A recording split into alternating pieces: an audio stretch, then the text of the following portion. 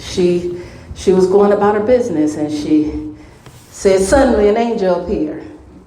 And suddenly when the angel appeared at an empty tomb, when Mary and the mother of Jesus and Mary and all of them were over there at the tomb, there was an angel that appeared and says, wait a minute, he ain't there no more. He's arisen, he's alive. And then even when Jesus, you remember when Jesus had been raised from the dead and these two men were walking and they were talking about Jesus as if he was not going to come back, and suddenly he appeared. So just tell your neighbor, suddenly he's going to do some things. Anybody ready for it suddenly? I want to talk from the perspective of this particular scripture. There's a whole bunch of scripture here. And see, did I include? All right, number 7. That's all I really want y'all to kind of focus on. Suddenly, an angel of the Lord appeared, and a light shone in the cell. He struck Peter on the side and woke him up and says, quick, get up, he said. And the chains fell off Peter's wrist. I'm going to give you a little bit backdrop into this season, into this particular scripture. Okay, I just showed my age. Hallelujah. and not only did y'all hear it, but everybody on Spreaker heard it too. Right? She's a lot older than she appears. Okay, I'm back, y'all, right? I'm back. Okay. All right, so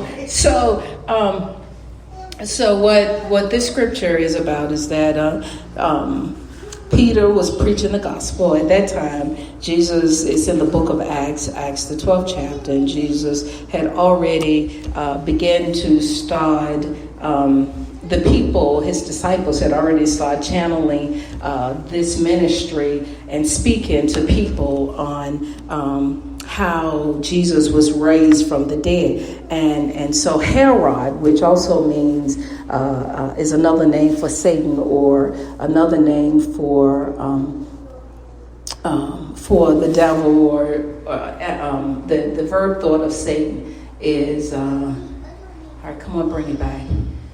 So it's opposition. I'm going to give y'all the verb form when I remember it. So it says that now, about that time, Herod put forth his hand to afflict the church. And let me tell you something, that we're in a season right now where the church, which is who? Us. Okay. All right. I just want to make sure y'all weren't looking at this building, because whether y'all noticed that when y'all are afflicted, that this building still stands. When y'all are afflicted, this building still don't come in and don't feel none of your pain, because the church has never been the building. The church is always you. And what he does is he gathers his church together in a building. And so it makes us think that the building is the church, but the building doesn't go through the heartache, the pains. It doesn't go through the emotional things that you go through. It doesn't go through these type things. This building still stands, right? But the thing that gives the building life is you, the church. And so the scripture talks about he afflicted certain people of the church. Why? Because there is no way he wants you to show people that you can overcome. There is no way he wants you and I to show people that we're able to mount up with wings like an eagle. And so he afflicted the church. James had already been killed. And so some of the other disciples who were spreading this gospel had already been killed, except Peter.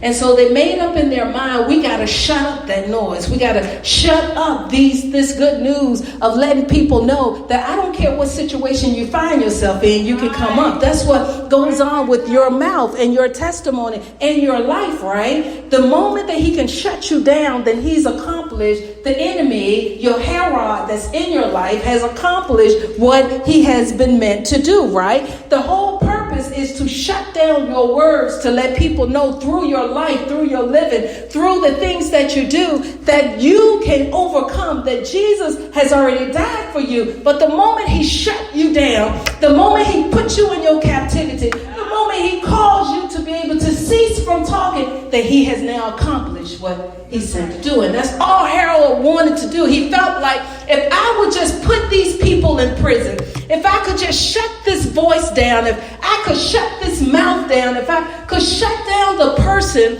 that is speaking, if I could shut down people from hearing the word of the Lord, if I could just shut it down, I want to tell you that I've accomplished accomplish something. So the scriptures said that he put him in a prison and he delivered them. And not only did he put them in a prison, he put them around soldiers where there was no way he could escape. How many know that the enemy know if he don't set you up exactly right, if he doesn't surround you with the right amount of people that's going to guard and make sure you stay there. So y'all heard me say people, right? Sometimes when you're in your okay. Right. I'm talking to the wall. So sometimes when you're in your captivity, you can find yourself surrounded by people that have been sent there to keep you there. Oh my God, that's the truth. Okay, I'm going to go on this side. Sometimes when you are in your captivity, when you've already been locked down because of the mistakes that you made, when you have already imprisoned your mind and yourself and things, and you've already been in prison, sometimes the enemy not only does enough to keep you in prison to your thoughts and to your ways of doing things and your stubbornness and your hard-heartedness. Not only does he do that, but then he began to align you with people that will keep you there. And sometimes in your captivity, you don't understand that the reason that you seem like it's one of those things, I keep trying, but I can never get up. Sometimes in your captivity, it's because there are words that are being spoken to you silently in your places that's keeping you there. But I want to let you know that the scripture talked about how the soldiers were there, and this was even after Passover, and that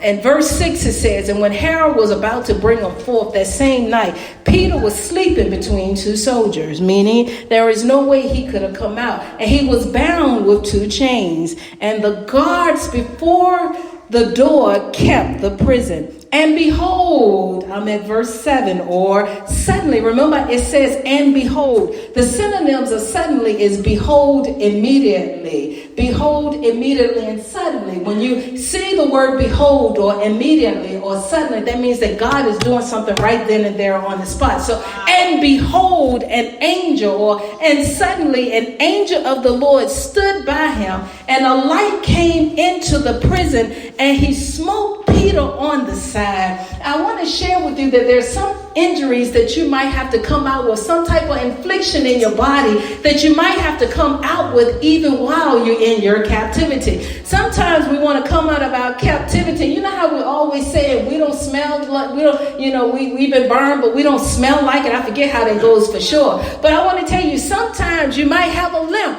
Ask Jacob. Sometimes you got to come out with a brokenness. Sometimes you're going to have to come out with an impairment. But the scripture said that while Peter was in there, in between two soldiers in chains, I want to talk to you about it suddenly. Maybe there's somebody that's captive in a situation right now, and you think you can't come out, and every way you looked around, it seems as if there is no way out. I wonder if there's anybody that will enter into this month of November with me and anticipate a suddenly.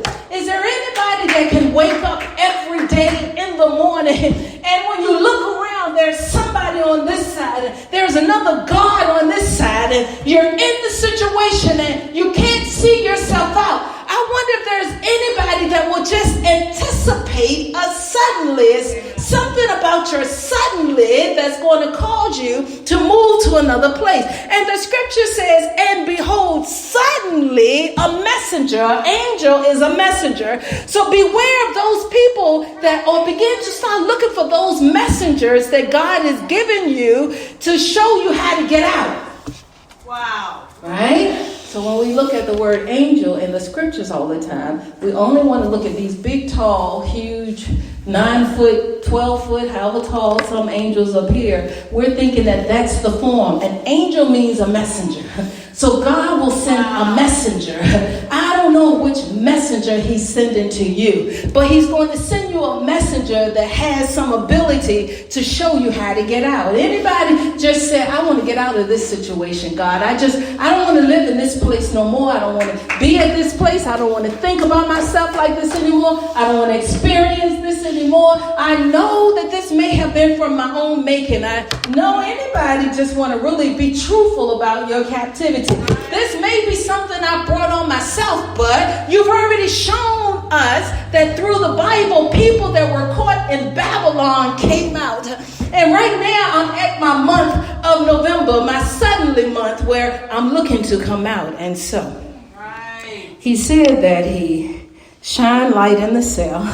How many of you know that God is going to, the light always means light, or the word shined it in the cell or in the place of your imprisonment. He smoked him on the side and he woke up and he says, rise up quickly.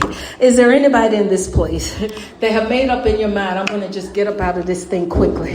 You don't have to stay in captivity forever. Remember when the people went to Israel, when the people were in the wilderness, they were only supposed to do a 3-day trip or a 4-day trip. It wasn't supposed to be 40 years. But somehow, because they started lingering in this mind, or lingering in their complaining, lingering in the fact that they can't do it, lingering or convincing themselves that they don't have the power to overcome, when they got to that place, they stayed there too long. Just say, I'm not going to stay there too long. Mother Caleb, we're not staying there long. We're going to get over this illness and we're coming straight out. Can somebody just agree with me? Like, we're coming out of this thing.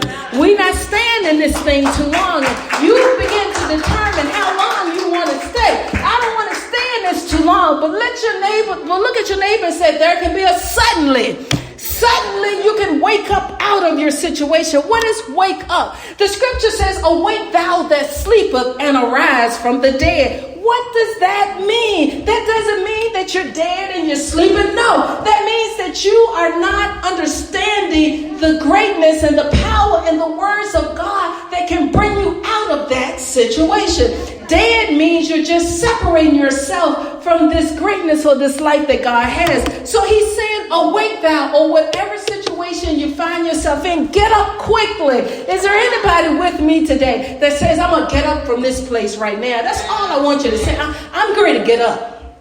And the scripture said that he rise up quickly. And guess what? When you rise up quickly, guess what happened? Your chains fall off. Yes, ma'am. Do you know why? Because there's a movement. My mom said, yeah, I understand that. You know why? Because it was movement.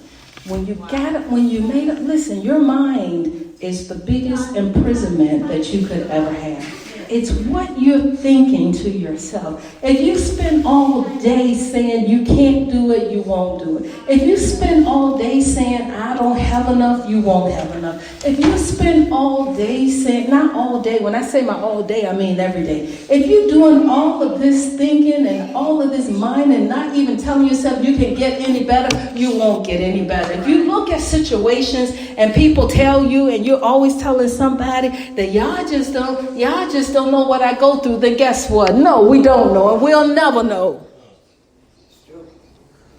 Because you and I have the power that's in our mouth. Death and life are in the power of our tongue and what we say. So we can speak to situations. That's how much power we have, right? Because the power that we have is what lives inside of us. And the power that's in our tongue can speak to a dead situation and cause it to arise. Can somebody say, get up, y'all? Get up, y'all. It's like too much now. Get up. Come on now. Sometimes, have you been with people and you just say, okay, listen, I'm done right now. Just get your tail up, right? Yesterday at the women's meeting, you know what I said? I said, get up and let's just do the darn thing. Let's do it. I did. I said, darn. I did. Because I don't have patience. When you are walking power, I don't have patience. When you're saying, I know God can do it, and then you don't know God can do it. When you know God can do it, and then you don't know God can do it. All I'm saying is rise up quickly from where you are. And when you stand and when you understand what you're going through, guess what happened? Everything that bound you falls off. I have found out when I look at my situation, and I want to tell you, there are times that you have to elevate in your mind. There are times I've had to elevate and say, okay, yeah, that's the way it looked like, but I'm not paying attention to that. What I'm going to know is that God is able to do it, and there are things that God has for you.